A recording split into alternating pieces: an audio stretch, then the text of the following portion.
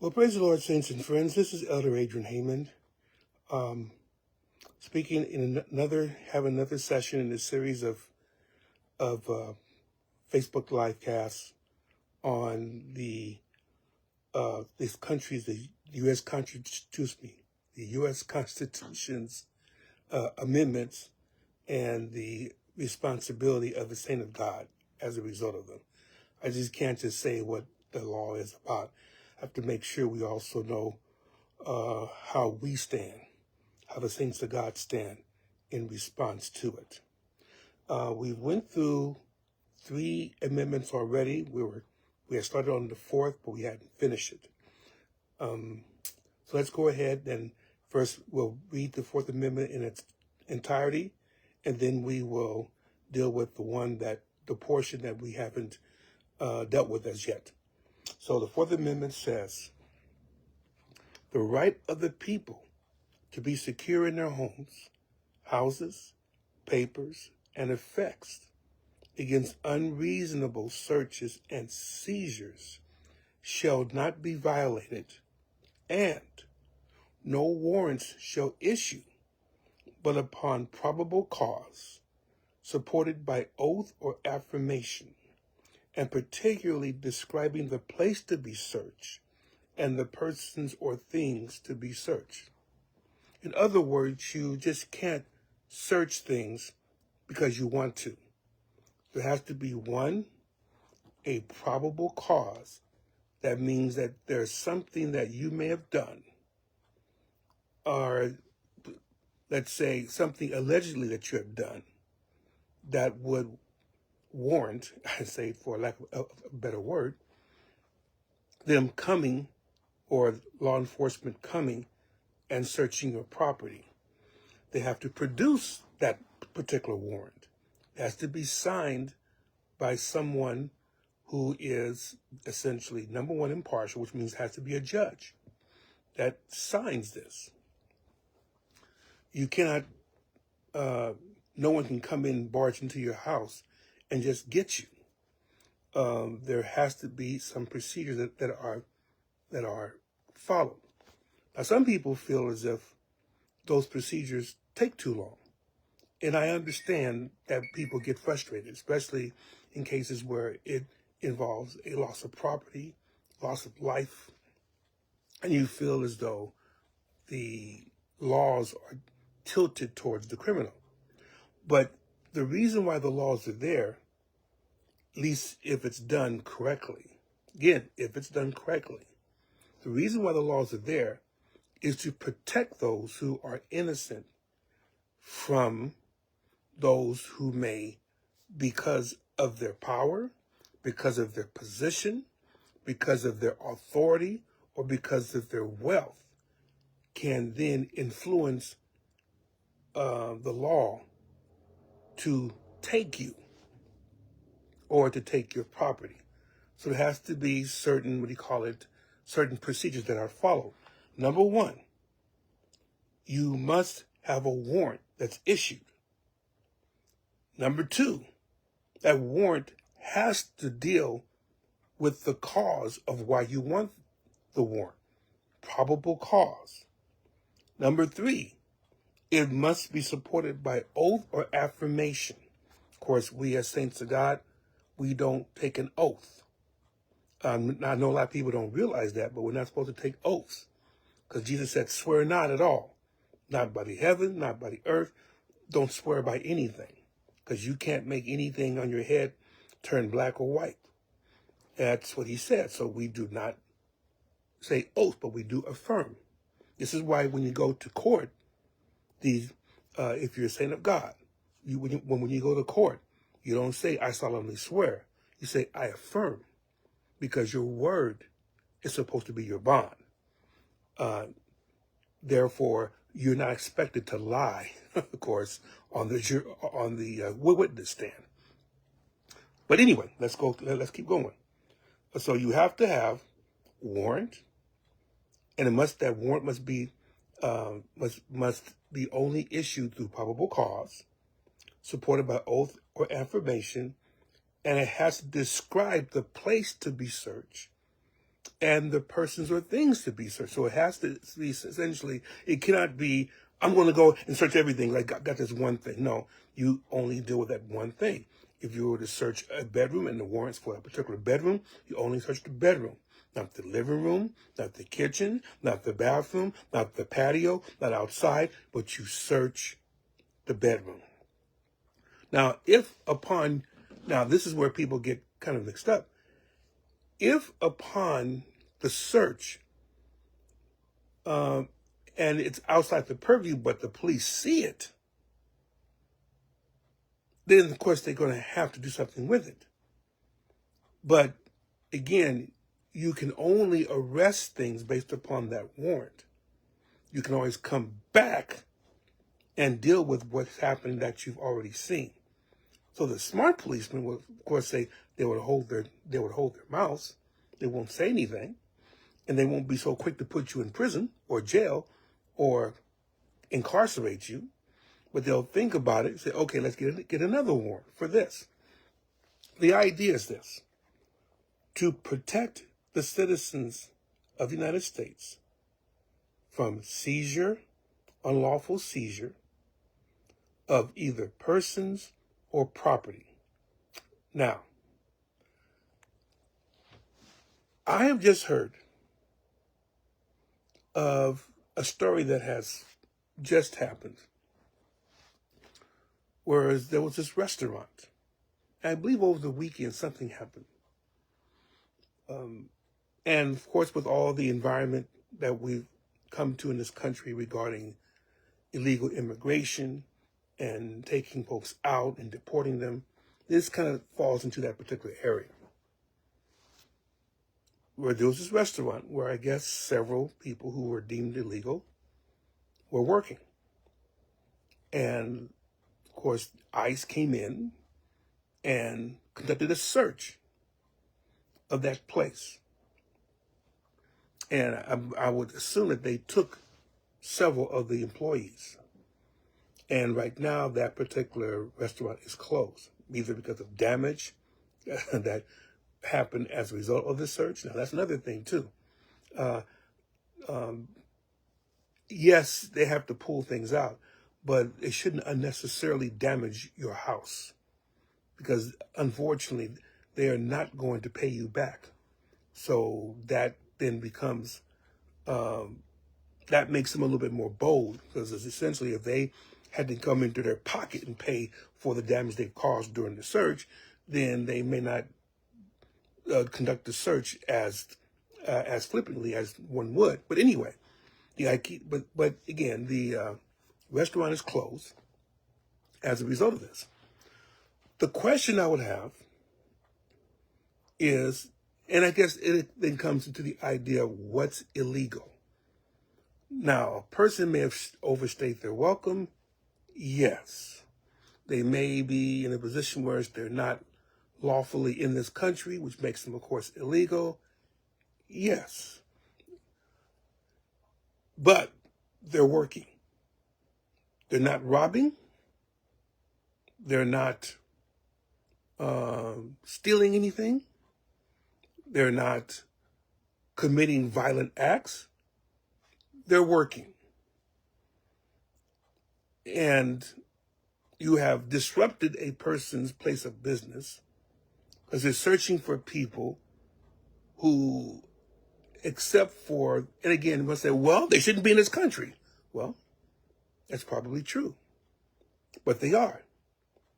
And because they are, do we give them some type of due process? And it all goes back to that as well. Due process. Due process. That means that's like you would do with any human being, that you wouldn't just kidnap them and put them in places. And there's even talk, and the administration has been talking about this, taking people who are illegally here and putting them in countries where they don't even come from. In fact, not only countries, continents. They're talking about putting them someplace in the Middle East, someplace in Africa, and they are people that had come from Central or South America. And I understand you want to discourage illegal immigration, but some things are just too far. Some things are just against the basic human rights. Not even rights of this country, but human rights.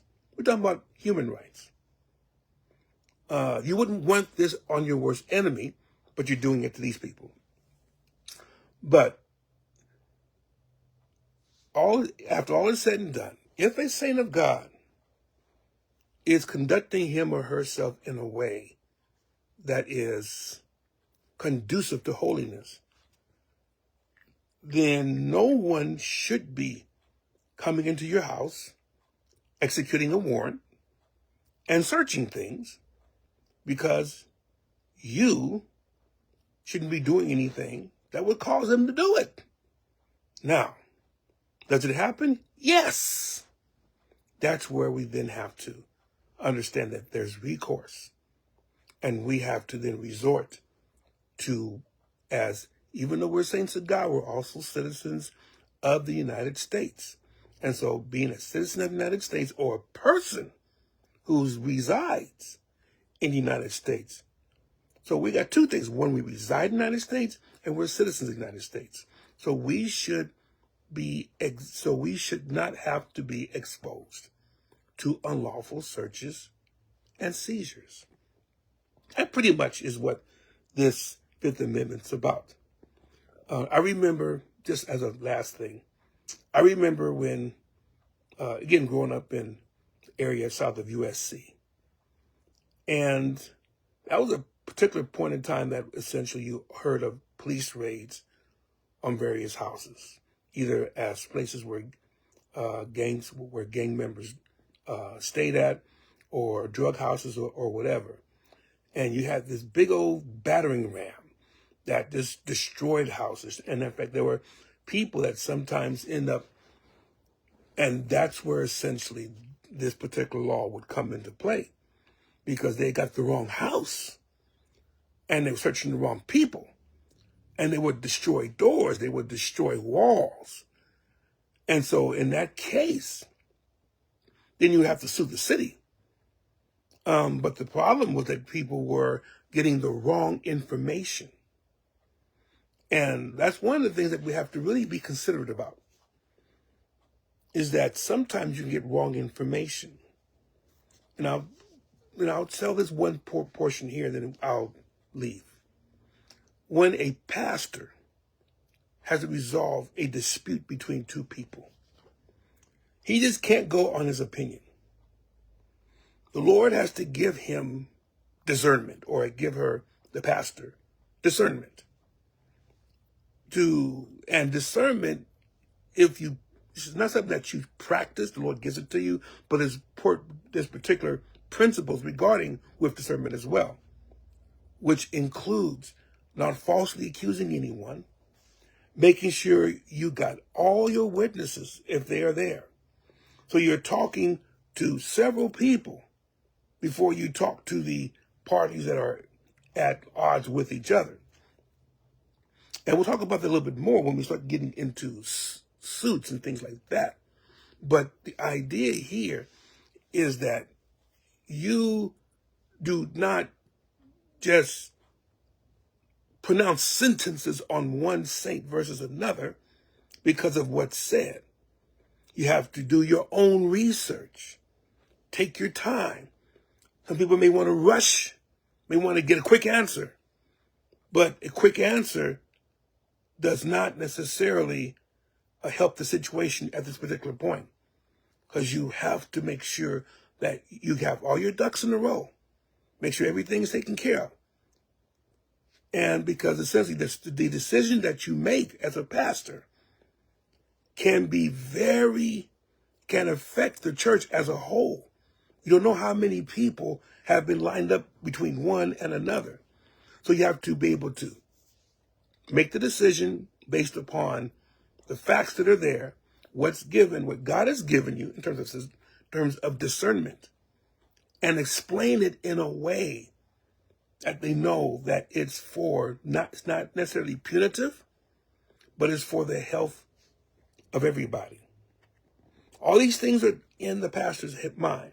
And some of you who want to be a pastor, you have to be able to understand this as well. You can't be flippant. You have to do your research. And I admired my pastor for what he did. Now, did he do some things wrong? I believe he did. I can't tell you what they are because essentially I'm just guessing. Because he's human. And we're all human. And we all make mistakes. But the idea is to make as few as possible. And if we don't have to make a mistake, then let's not rush it so that we end up making mistakes. So just like law enforcement cannot just come crashing into your house and just turn over every single thing because they have a warrant. It has to be particularly whatever is in the warrant, and it has to be specified what they're looking for, who are they looking for. And they have to tell you what it is. They can't just say, well, we didn't find what we want. You have to tell what it is, too. They have to tell you what it is. But you know, essentially, okay, then maybe you give them another place where it could be. That happens.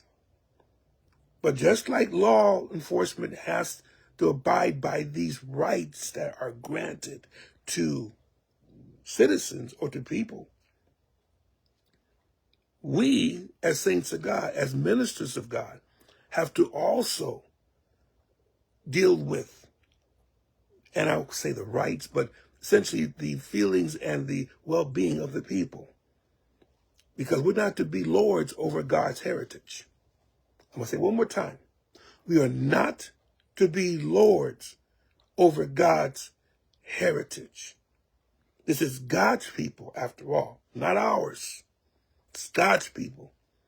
And God directs us, if there's a dispute, to find a way to get whatever you need in terms of information.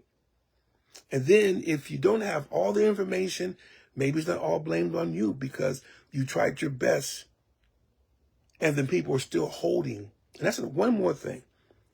If you are going to go to the pastor and you have an ought or you have a dispute against someone, a fellow servant, his fellow saint, tell the truth. Be as truthful as you can, and not just from your side and your opinion. Because it's not about sides. It's not about sides. It's about what's right. Because one thing I've learned is that there is one side, the other side, and then there's the truth. Now, the truth may be all on one side, but most of the time, it's in between the two. And so you only get a partial picture from one side. So make the pastor's job easier. Make it easier. Tell the entire truth. Even if it doesn't necessarily fit what you want to say. It is not about what you want to say. It's what the truth is. It's what Jesus says. He's truth. He doesn't deal with lies or shadings of the truth. Either it's the whole truth or it's no truth. As I said, you solemnly affirm to tell the truth, the whole truth, and nothing but the truth. You have to be able to do that. So you have your rights. People cannot, or law enforcement can't just crash into your house. But at the same time, you also have to be truthful. Saints of God, let's uphold our truth. Swear to your own hurt and change not. God bless you.